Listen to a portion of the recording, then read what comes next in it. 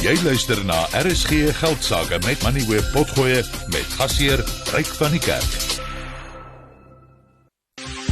Vir die belangrikste sakenuus, skakel in op RSG Geldsaake.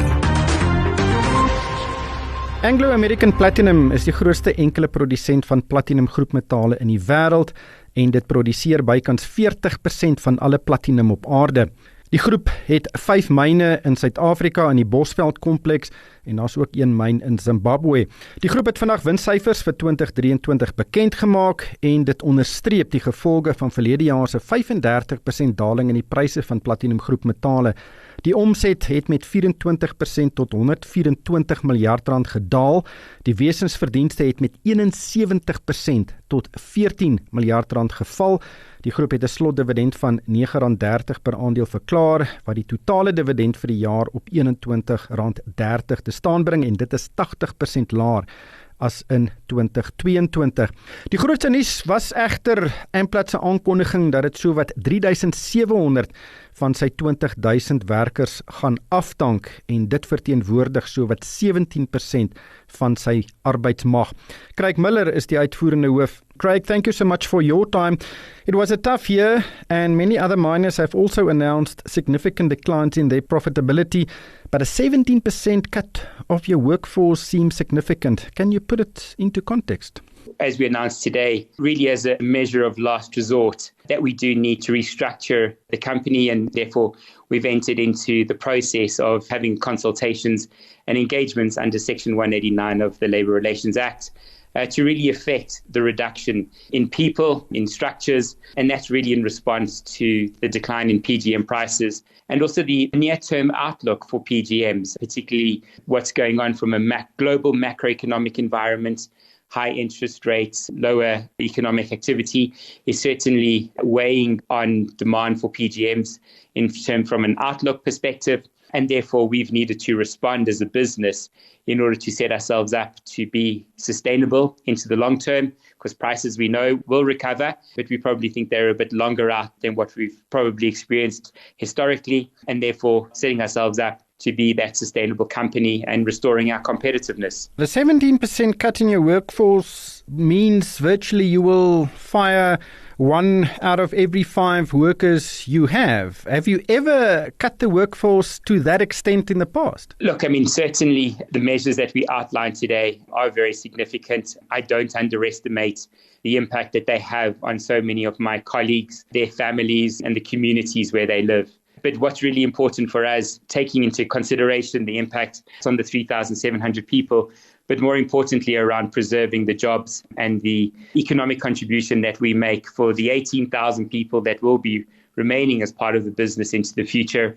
And as I've touched on, the economic contribution that we continue to make in South Africa, either through the payment of taxes to the fiscus, or the ongoing salaries and wages that we will make, or the investments that take place in the community. So it is a difficult decision. It is significant. We don't underestimate just how difficult it actually is and the impact that it has. But really, it is important for us to be able to set up the business to be sustainable into the future and to benefit from when prices do recover. But it must be one of the most aggressive cuts Anglo-American Platinum have undertaken in recent years. It's certainly very significant. I think the company has been through various restructuring processes over a number of years. And so for me, it's really around where the business is at the moment. We need to improve our productivity. We need to drive the efficiencies that are required for us to be able to withstand the current price environment. And that's really been the focus of the organization in the recent weeks as we've put together this proposed restructuring.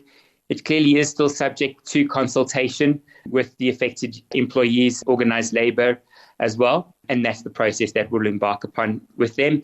And if there are opportunities to mitigate this, we'll be certainly open to understand what those could be. You've referred to the significant drop in the platinum group metal prices. I think the number that was used was around 35%, which the industry had to absorb last year. But how much of the decline in your profitability stems from the drop in prices, and perhaps how much stems from structural problems in South Africa like electricity supply and logistics? So look, the impact of prices was the most significant. So as you pointed out, the basket price for platinum group metals reduced by about 35%.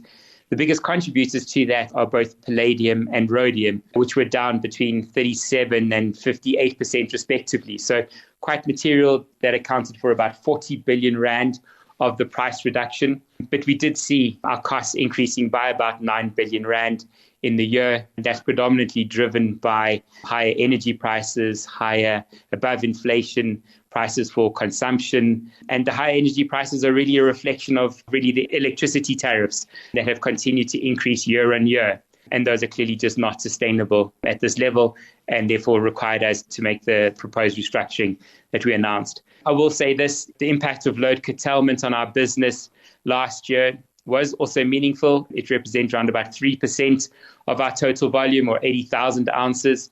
So yes, we have been impacted by load curtailment, as is the rest of the South African country, and that does weigh on the decisions that we've had to take as a company and outline today. 2024 is an election year, and of course the ruling party is really trying to build a campaign based on job creation, so this is not good news for them.